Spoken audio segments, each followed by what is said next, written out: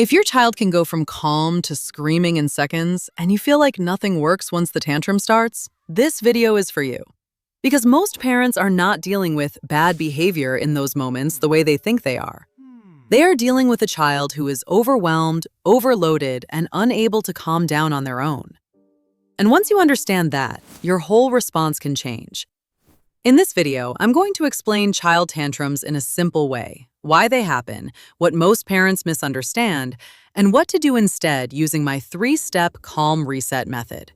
And stay with me, because near the end, I'll share the one shift that helps parents stop making tantrums worse without even knowing it.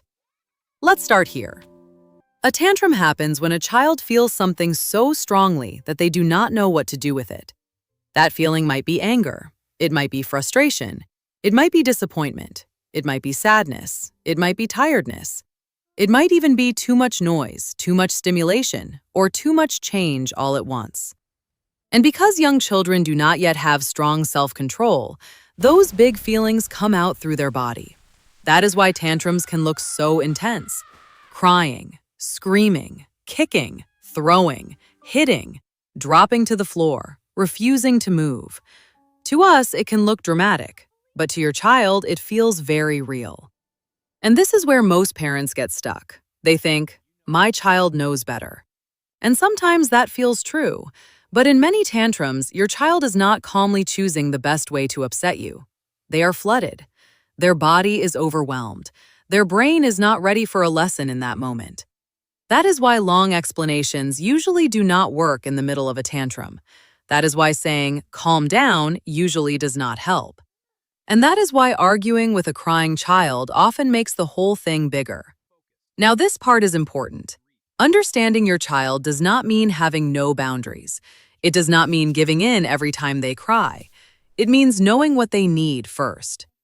When a child is fully upset, they need help getting regulated before they are ready to learn.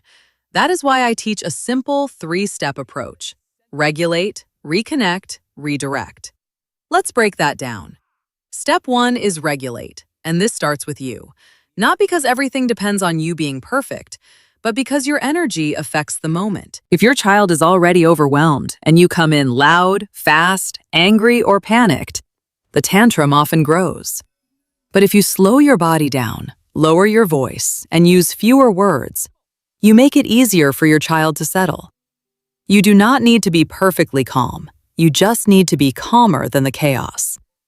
So instead of saying 10 things, try saying one short thing. I'm here. You're safe. You're upset. I'll help you. That is enough to start. Step 2 is reconnect. This means letting your child know that you see their feeling.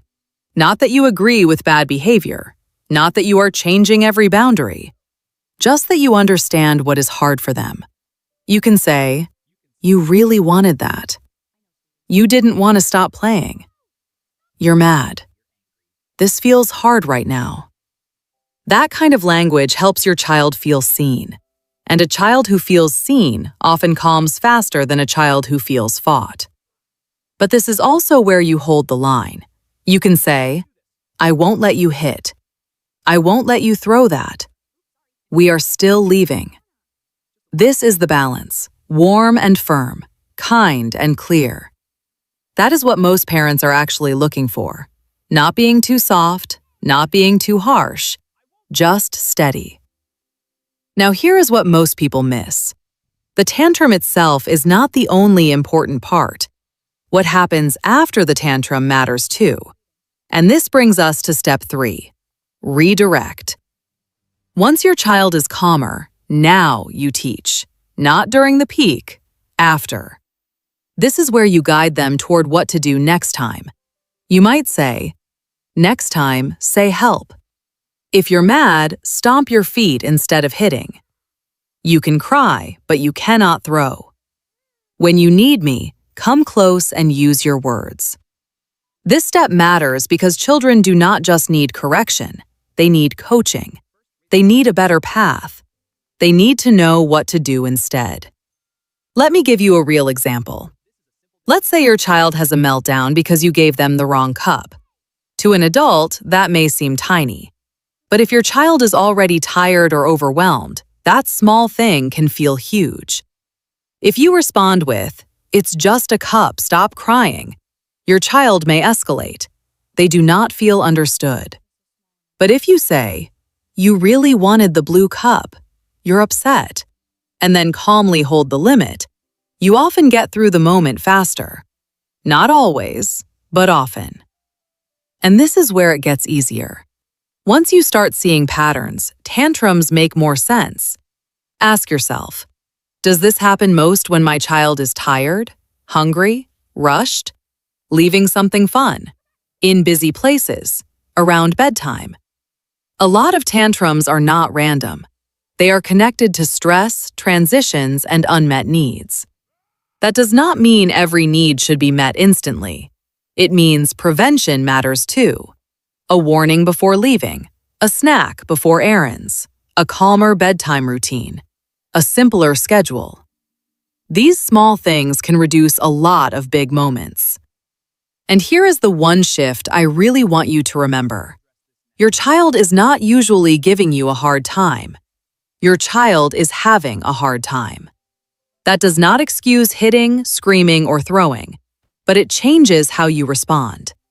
Instead of taking it personally, you start responding with leadership.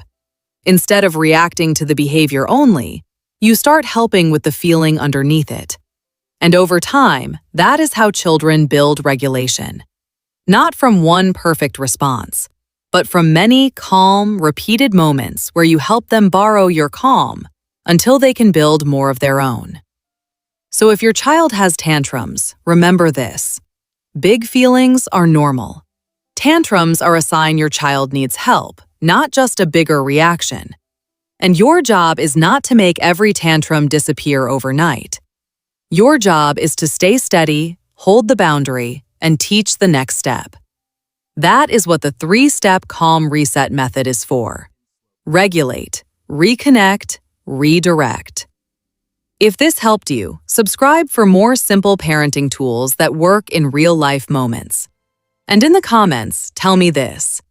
What kind of tantrum is hardest in your home right now? Public tantrums, bedtime tantrums, or tantrums when your child hears the word no?